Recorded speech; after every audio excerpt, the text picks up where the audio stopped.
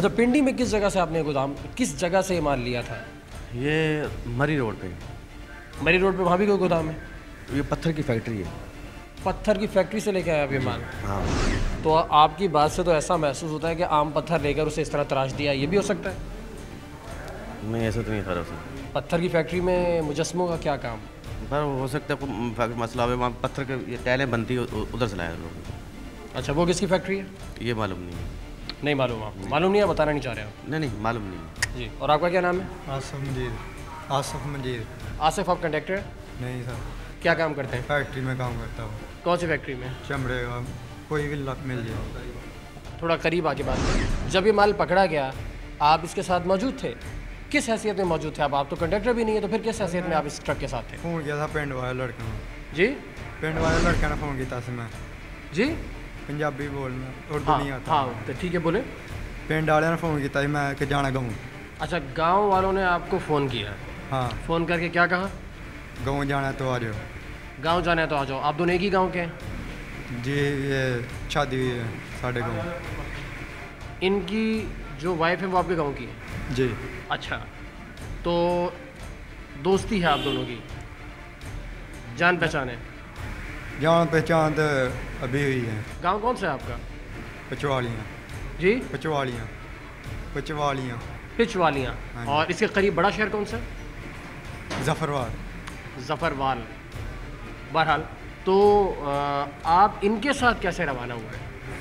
Phone किया था ना। अच्छा, इन्होंने फ़ोन किया कि मैं गांव जा रहा हूँ। हाँ। तो आपको चलना है तो आ जाएं। हाँ। यानी आपका कहने का मतलब ये है कि आपका कोई ताल्लुक़ नहीं इस सारे मामले से? नहीं सर। सही कह रहे हैं? सही कह रहे हैं। तो आपने तो वही काम किया कि हम तो डूबे हैं सनम, तुमको ही ले डूबेंगे। आप तो गलत काम कर ही रहे थे, आपने इनको भी फंसा दिया बीच में। बस ये गाँव जा रहा था, बोला चल, बोला मेरे पास किराया नहीं है, बोला चल तेरे को साथ ले जाता हूँ। अच्छा, अब बहरहाल आप इस वक्त हवालात में एक मुल्ज़िम की हैसियत से हैं, कल को केस चलता है और आप पर जो भी अदालती तरफ से आप लोगों को सज़ा मिलती है, आप एक मुजरिम की हैसियत इख्तियार कर जाएंगे। मुआशरे में भी और समाज में भी ज़ाहिर है कि एक बदनामी तो अलग है। आपको एहसास नहीं होता कि आपने गलत कदम उठाया और नुकसान उठाया? भाई एहसास तो होता है, भाई एहसास तो होता है। आपका आपके घर वालों से रब्ता हुआ है? कैसे? आपका आपके घर वालों से रब्ता हुआ? नहीं, अभी तक नहीं रब्ता हुआ। आपको ऐसा नहीं लगता कि जब आपके घर वालों को, आपके बच्चों को, बच्चे हैं आपके? जी, 5 बच्चे हैं। माशाल्लाह 5 बच्चे हैं। जी। पता चलेगा कि उनके वालिद ऐसे एक मामले में गिरफ्तार हुए तो उन पर क्या बीतेगी? बस बीतेगी तो बहुत बुरी बीतेगी। क्या दुनिया उन्हें जीने देगी? नहीं। आपको पता है ना कि हमारे मुआशरे में गलती एक शख्स की होती है, सज़ा पूरा ख़ानदान भुगतता है। सही बात है, सही बात है। मालूम है ना आपको ये बात? तो आपने ये एक ज़ाहिर के एक चोरी का माल ले जाना, आपको उस वक्त एहसास नहीं हुआ था कि अगर मैं पकड़ा गया तो क्या होगा? बस इस चीज़ का अंदाज़ा नहीं था। ये आसिफ तो चमड़े का काम करते हैं बकौल इनके, और एक हफ़्ता पहले कराची आए। उर्दू भी सही से नहीं बोल सकते। बहरहाल जो भी मालूमात हैं वो तफ्तीश के बाद ही ज़ाहिर हो सकेंगी कि आखिर आसिफ का इनसे क्या ताल्लुक़ है और ये पूरा मामला बहरहाल है क्या। महकमा आसार क़दीमा की रिपोर्ट के बाद ये बात साबित हो सकेगी आया वाकई ये मूर्तियाँ, नवादरात और ये मुजस्मे 1500 साल से 2000 साल पुराने हैं या नहीं। क्योंकि एक और बात जो इस कंसाइनमेंट को लेके जा रहे थे उसने बताई है कि ये पत्थर की एक फैक्ट्री से या मार्बल फैक्ट्री से ये लेकर आए थे कंसाइनमेंट। बहरहाल जो भी तफ्तीश होगी हम आपके सामने पेश करेंगे। रहिए साथ हमारे इसी सड़क किनारे। हमारे साथ मौजूद है डायरेक्टर महकमा आसार क़दीमा कासिम अली कासिम साहब। कासिम साहब, ये जो नवादरात हैं, मुजस्मे हैं, मूर्तियाँ हैं, गंधारा तहजीब से ताल्लुक़ रखती हैं, मैं ये जानना चाहता हूँ कि ये आपने ज़ाहिर है कि इब्तदाई तहकीक उसके पर की है, उस तहकीक के मुताबिक आया करार वाकई ये उसी तहजीब से ताल्लुक़ रखती हैं या ये उसकी कोई शबी या कॉपी तैयार की गई है? देखें, इसको प्रिलिमिनरी स्टडी जो हुई है उसके मुताबिक तो सारे या अक्सरियत जो है वो ओरिजिनल हैं। डिटेल स्टडी जब इसकी हम करेंगे, अपने म्यूज़ियम में लेकर आ जाएंगे, हमारे एक्सपर्ट्स भी बैठेंगे और लेबॉरेटरी टेस्ट होगा, तो फिर हम कुछ कह सकते हैं कि इसमें कितने पीसेस जो हैं रेप्लिका हैं या कॉपी बनाई गई हैं। इस मरहले पर हम नहीं बता सकते। इस मरहले पर तो यही है कि ये सारी जो हैं गंधारा से मुतालिक नवादरात हैं। तो इब्तदाई तहकीक के मुताबिक कितनी पुराने ये नवादरात हैं?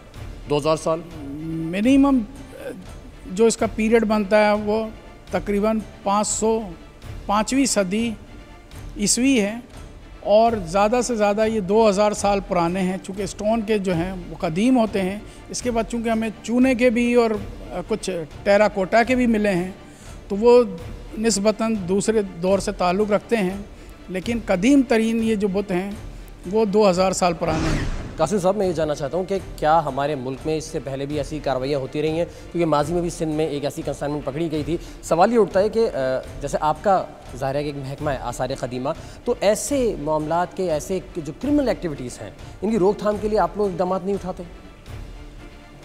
ये पहला वाक़या नहीं है कि इतनी बड़ी कंसाइनमेंट पकड़ी गई है। पूरे मुल्क के अंदर मुख्तलिफ एंट्री एग्ज़िट पॉइंट्स के ऊपर जो कस्टम वाले ये कार्रवाई करते हैं, इवन एंटी नारकोटिक्स वाले भी कार्रवाइयाँ करते हैं, और उनके नारकोटिक्स के साथ हमें इस किस्म की चीज़ें मिल जाती हैं, फिर वो हमसे रुजू करते हैं।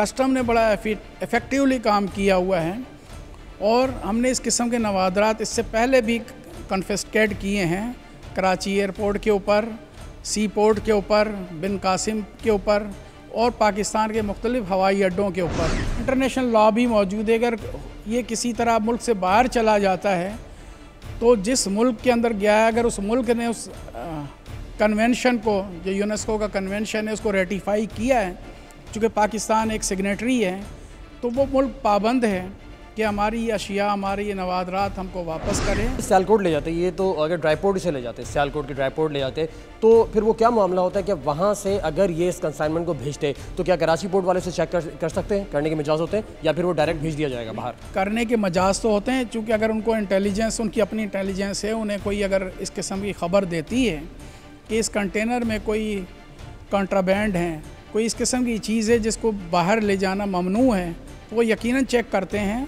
और कई मरतबा इस तरह हुआ है कि फैसलाबाद या सियालकोट ड्राई पोर्ट से कोई चीज़ लोड हुई और कराची कस्टम ने जो है उसको इंटरसेप्ट किया, उनको रोका है, और आर्कियोलॉजी वालों को उन्होंने बुलाया है। नॉर्मली छोटी जगहों पर, या मुमकिन है ये कि सियालकोट या फैसलाबाद जैसी जगहों पर के कुछ लोगों से मिला के कंसाइनमेंट को सील करवा दिया जाए, तो बाज़ औक़ात वो नॉर्मल चैनल से निकल जाते हैं, लेकिन कस्टम बड़ी मोहतात है हमारी।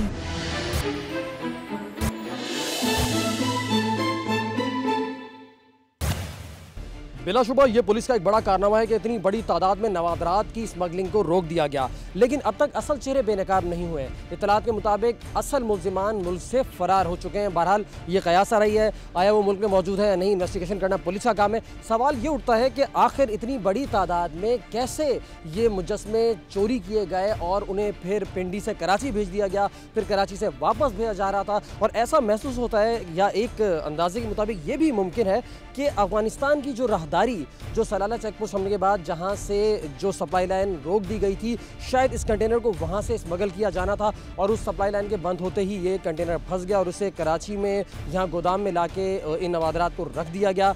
और अब जब ये सप्लाई लाइन दोबारा खुली, ये राहदारी दोबारा खुली, तो इन्होंने दोबारा कोशिश की कि वहीं से ये पास कर जाए। ऐसा महसूस होता है कि माजी में भी हमारा वतन कीमती नवादरात से महरूम होता रहा है, और ऐसे ज़मीर फरोश लोग जो कि मुल्क दुश्मनी में या पैसे के लालच में यहाँ के नवादरात को बाहर स्मगल करते हैं, यकीनन वो बासानी ये काम करते रहे होंगे। और आखिर वो कब गिरफ्तार किए जाएंगे, ये काम सिक्योरिटी नाफिज करने वाले इदारों का है। हम आपको हकाइक से आगाह कर रहे हैं, हकाइक से आगाह करते रहेंगे। आप हमें अपनी राय से आगाह कर सकते हैं ईमेल के ज़रिए, SMS के ज़रिए, और फेसबुक पर हमारा पेज सड़क किनारे के नाम से आप ज्वाइन कर सकते हैं। सद्दाम तुफैल हाशमी और सड़क किनारे टीम को इजाज़त दीजिए, रहिए साथ हमारे इसी सड़क किनारे।